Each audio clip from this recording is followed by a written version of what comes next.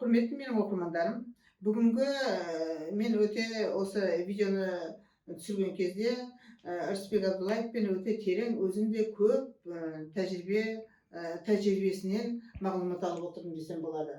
Енді мысалы сіз өткенде жаңағы профессор Деніш, иә? Директор онкология дей берейінші, әлі жақсы үйренбей жатырмын. Директор онкология және Ырысбек Абдуллаев және мен аурумен бірге видеомен сөйлестік, иә? Ол ауру мысалы 30 жыл бұрын кәдімгідей рак ауруы пайда болған. Сол кезден бері тоқтап қалған. Содан кейін мына бізде қазір коронавирус деген шықты ғой. Коронавирустан кейін ол ауру қайттан күшейіп кетіп тұр. Көрдіңіздер ме адамның қандай өте мынандай жаңағы нашар жерлеріне қонатын болып тұр ғой енді. Сондықтан оны енді бұл жақта айтқанда мен сіздерге соны әдейі айтқым келіп отыр. Бұл жақта ештеңе қылмайды деген, иә? Жаңағы, енді ол Алматы емес, Астанада ғой деймін, ештеңе кетпей, бұл ұзақ жүре беретін нәрсе деп қойған. Негізі ол енді тері ауруына байланысты болды ғой, иә, өткенде тері ауруына. Оны әжептәуір ем керек екен. Екі профессормен мен жаңағы аурумен бірге сөйлескен кезде біз әжептәуір ем керек екен. Әсіресе сондай ем туралы, және ол Индияға бару үшін қандай виза жасаймыз, қандай жол болады, соның бәрін түсіндіріп айтып берсеңіз. Ең бірінші медициналық документтерді жіберіш керек. Ол сол рак аурусы екен, ол жерден проблема бар екен, ошоны шешіш керек екен, он должно принять решение. Рак болбосо бұл онкологический институтқа барып керек жоқ та. Тура ғой? Документтерді жіберіш керек. Екіншісі, визаға барам дегенден кейін алар медицинский визаға приглашение береді. Бұл медицинский визаның мен айтар елем, сілер туристический емес, медицинский виза алу. Себебі Индияның законодательстве предусматривает, если вы прибыли в Индию медицинской визой, вам государство разрешает получать лечение, операцию, химиотерапию, лучевую терапию. Тіптен гистологияны да онсыз бермейді, алмайды екен, гистология дегенім жаңағы биопсия. Да, это вот понимаете, вот два вида визы резко отличаются. Почему? Потому что когда пойдет ваш паспорт, ваши деньги в международный отдел на оформление, там клерк скажет, я не могу оформить, а без оформления доступа дальше жоқ та. Поэтому туризммен барып жатады көбінесе. Ол адасып барып жатыр енді. Туризм болмайды. Ошон үчүн мындай болот. Мисалга, сизге келсе, документтерди орысша сүйлөшөт. Кайсы керек барын даярдап, бул услуганын барын жардам. Мен даярдайм ана ауру адамдыкын. Анан жиберип туруп, анан айтасыз, дагы эмне керек? Анан виза алгандан кийин бул ошол Делидеги онкологический центрдин өзүнүн чоң корпусу, онкологический корпус бар, өзү чоң институт, анын ичинде атайын транспортный услуга бар. Сиз паспортта сүрөтү менен, визасы менен, авиабилети менен жибергенде, буларда атайын транспорт аэропорттон тосуп алат. Кетпей туруш керек да. Колунда атыңызды кармап, сүрөттү карап күтүп турат водитель. Атайын капталында бул медицинский центрдин транспорттары. Мен ошол жерден көрдүм, көп медицинский центрдин машиналар келет экен да. Демек, алар тозуп алат, ал жерге врач барбайт. Әрине. Аны тозуп алат. Андан кийин, келгенден кийин кайда жатасыз?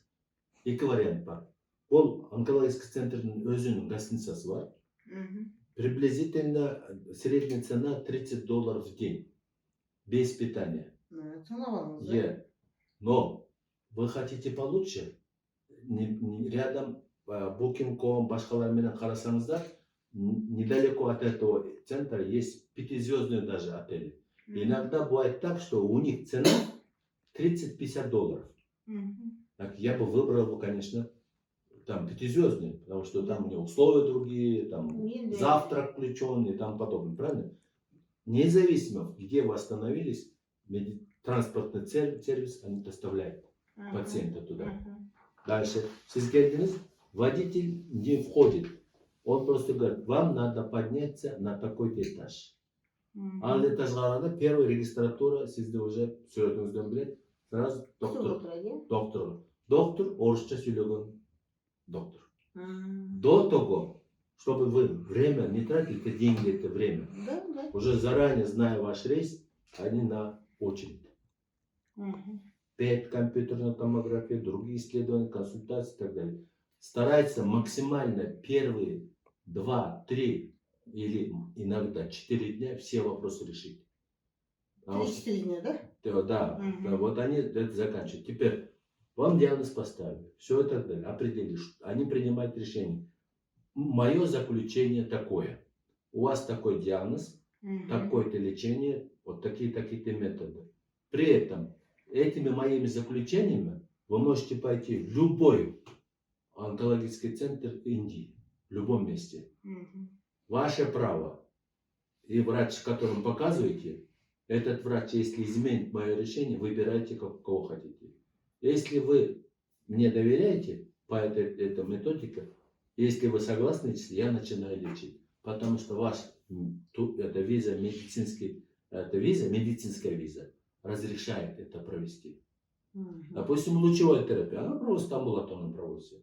Химиотерапия, у них амбулаторно, не стационарно не ложатся.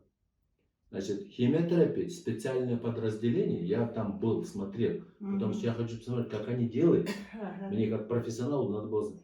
Значит, не только химиотерапия, они дают сопутствующее лечение, чтобы химиотерапия переносилась абсолютно легко. Без рвоты, тошноты, головных болей и так далее, без осложнений. Теперь, я бы советовал так, вот это наблюдать, как они разводят, что дают и так далее. Через некоторое время вам дают легкий обед, чтобы можно было там не голодать. Там Индия в этом отношении хорошо, там очень хороший чай, там другое можете заказать. И это они дают сервис такой поставлен. Дальше вам назначили, условно говоря, 5 курсов. Один там провели. Я бы посоветовал остальные 4 курса провести дома. Вам подробно распишут день, дата и так далее, сколько минут надо вести этот препарат, как долго этот препарат, после чего что и так далее. И еще следующий мой совет. Пожалуйста, берите химиопрепараты и другие препараты, облегчающие химиотерапию там. Почему? Потому что это мировая держава. В Америке 30% лекарств в Америке продаются индийского производства. Ну что-то переделать. Сегодня Индия признана мировая фармацевтическая держава.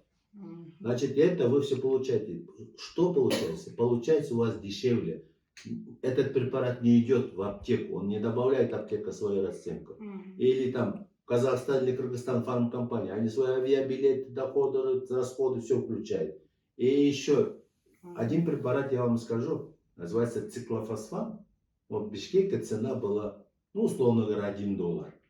Да, то есть в Индии $1, условно говоря. Это не дорогой препарат, один флакон. В Бишкеке это было $8. Казалось бы, 8 это немного, да? Но она же 8 раз дороже продает. Кто эту цену добавил? Да. И еще, качество вы гарантируете или нет? Потому что они, если отпустили медицинскому учреждению, то там фиксируется, откуда это пришло, какая компания. Они очень легко найдут. Қазақ пен қырғызша айтқанда гарантиясы бар. Гарантия бар, да, ана закон защищает. Мінекей көрдіңіздер ме менің оқырмандарым, қаншама біз білмейтін нәрселерді біліп жатырмыз. Сондықтан сіздердің әрқайсыңызға бұл пайдалы болады деп ойлаймын. Менің WhatsApp-ыма хабарлассаңыздар болады. Жалғасы бар.